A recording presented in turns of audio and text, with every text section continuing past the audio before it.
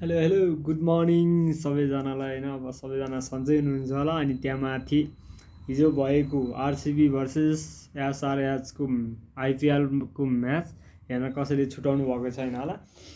अनि अब म चाहिँ के भन्छु भने हिजोको जुन म्याच थियो होइन, अब मलाई चाहिँ अब त्यो जुन एसआरएचले जुन टार्गेट दिएको थियो त्यो अनुसार चाहिँ मलाई लागिरहेको थियो कि अब आरसिबीलाई टार्गेट चेज गर्न एकदमै पोसिबल छैन क्या, एकदमै इम्पोसिबल छ यो टार्गेट चेज गर्न भन्ने लागिरहेको थियो होइन।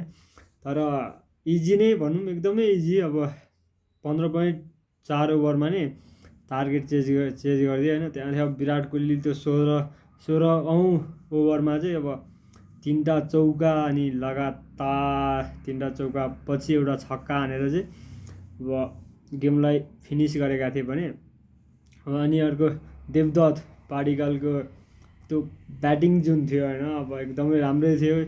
26 बलमा नै 61 रन हानेर गेमलाई अलिक इजी बनाएका थिए, उनले अलिक सहज गराएका थिए होइन।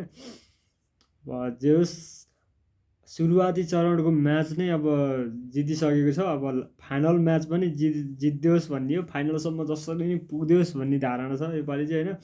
अघिल्लो वर्ष पनि नि जितेको आरसिबीले नै, यो वर्ष पनि आरसिबीले नै जितोस् भन्न चाहन्छु म चाहिँ। जय आरसिबी, जसरी जित्नुपर्छ। Best of luck next match.